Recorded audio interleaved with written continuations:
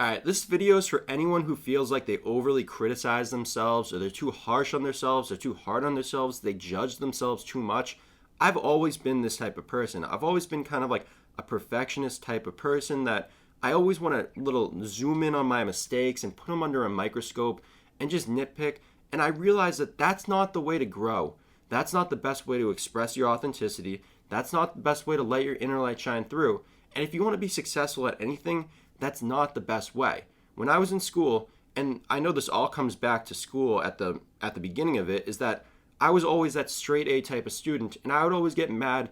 I know this sounds crazy to anyone who was never in the same position, but I would always get very upset and mad when I would even get like a couple of points off a test or off a homework. And it sounds so crazy for me to think about now because I think of all of that stuff as kind of like even a different lifetime or just a different past where I can't imagine why I was taking all these tests and doing all this homework that had no impact on my life.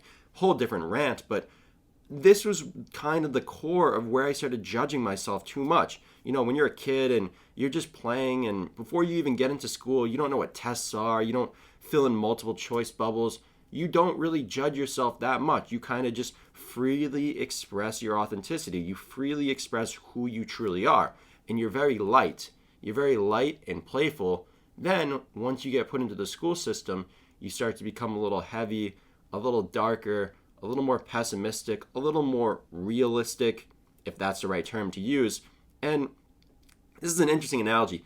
The school system, with all these tests and this overly perfectionist attitude, it's kind of like cinder blocks.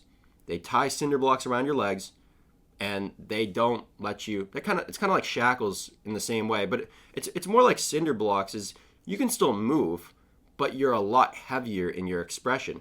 You're not as free flowing, and again, you're too afraid to make mistakes. So back to this, you're overly harsh, you're overly critical about yourself. This is exactly how I was, and how did I overcome this? Well, it was kind of by accident. When I was going through depression, going through anxiety, I was basically doing everything wrong. By my own standards, by society standards, I felt it. I felt absolutely terrible. And I realized that at that point, I needed to try new things.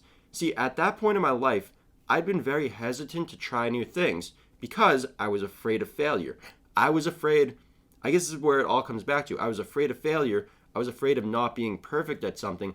I was afraid of trial and error, trying something, not doing that well, trying it again and doing better, until I learned by, meditating and doing cold showers and reading new books, I realized that the only way anybody becomes good at anything, the only way somebody becomes successful is by trying something, doing it, failing, learning from that mistake, doing it again, getting a little better, but also making mistakes, making different mistakes, not making the same mistakes again, learning from those mistakes, and then it keeps going up, and after 4 years of doing this, I can see how much this has changed my life in such a positive way, to the point where I want to make these videos and share them with other people in hopes that other people can take a little inspiration from the fact that you don't have to be that hardly critical of yourself.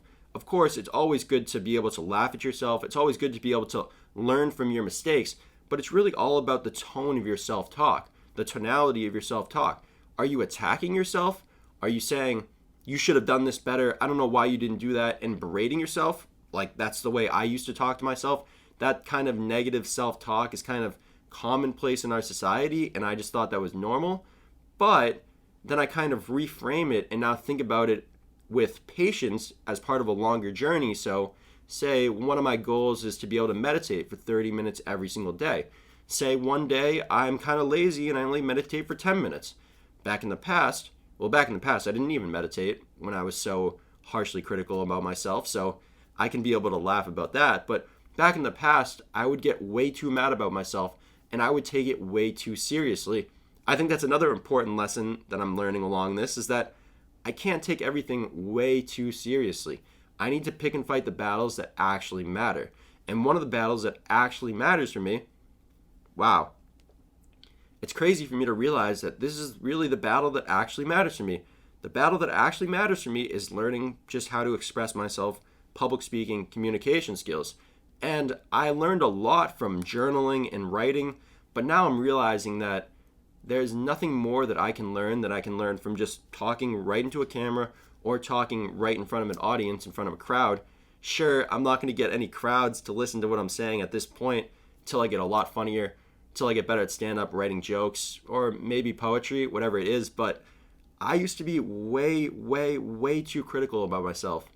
Way too critical. And I know that this was one of the things that really ruined my self-esteem. I used to have zero self-esteem. I used to have zero self-confidence. And it wasn't always that I was comparing myself to other people. It was that my self-talk was just so negative. And I never looked at myself from really an objective point of view. I never looked at myself and tried to compare myself to other people, which I'm glad. I think that that would have made me feel even worse about myself. That is hilarious. But wow, this is actually very cathartic. Very cathartic. Letting it all out, letting it all go. I know that being too harshly critical about myself was never the right move in the first place, but it didn't allow me the room to make mistakes and learn from them and grow. And I think that's one of the most important lessons that I've learned in my life, but one of the most important lessons that I want to share in this video is that it's okay to make mistakes. It's okay to make mistakes, but you have to learn from them. You have to learn from them and try something new and not make the same mistake over and over and over and over again. Because what I realized was that by being too critical about myself and trying not to make mistakes, ironically, I was making the same mistakes over and over and over again. But because I didn't think it was possible that I could make a mistake, I was way too arrogant. I had no humility. I thought I was just so smart and that I knew it all. Because of that, I was making the same mistakes over and over again, and that was my blind spot. My blind spot was that I didn't think I could make mistakes. I know this might sound crazy for some people to think about, but yes, you can make mistakes. Nobody is perfect, and not just that you can make mistakes, you will make mistakes.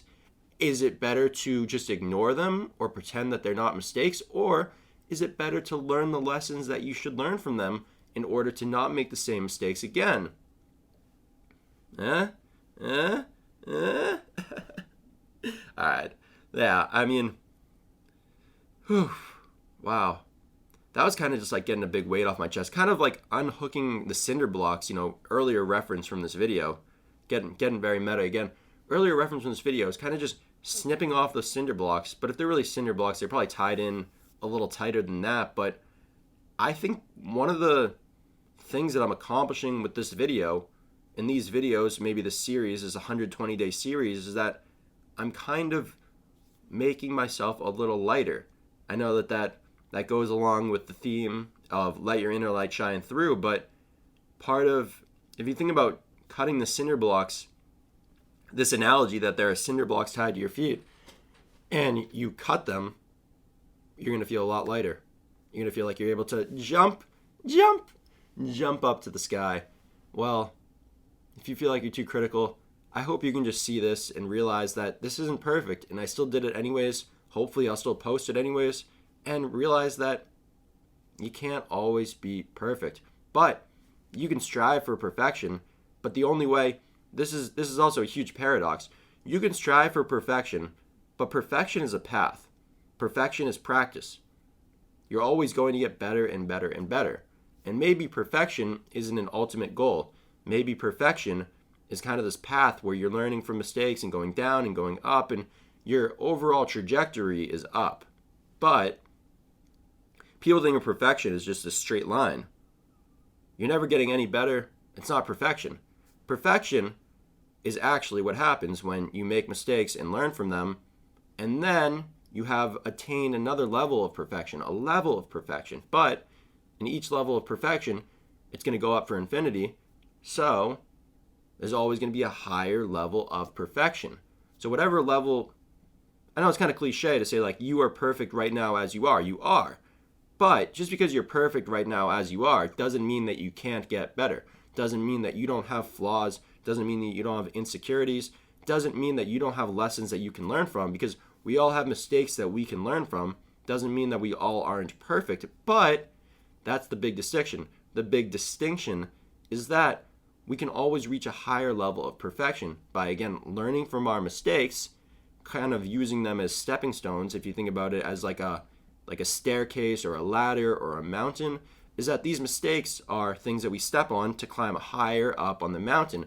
But if we're stepping on the same mistake, we're not climbing, we're staying linear, and we don't want to stay linear, we want to go up exponentially. The way to go up exponentially is to be able to learn from your mistakes. It's going to be a lot harder to learn from your mistakes when you're so harshly critical.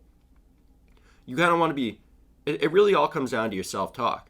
Instead of being so overly negative and overly just being mad at yourself, change your self-talk to a little more compassionate. I see you, I understand, but also I'm looking objectively. I'm looking from a broader view, looking from a little bit of a detached view, able to see it, able to see, oh, if you just change that one little thing, or oh, if you just meditate for 20 minutes instead of 15 and maybe read a book before, maybe change the way you're breathing a little bit more. That's just a little example, but I hope you enjoyed this video. I sure enjoyed making it.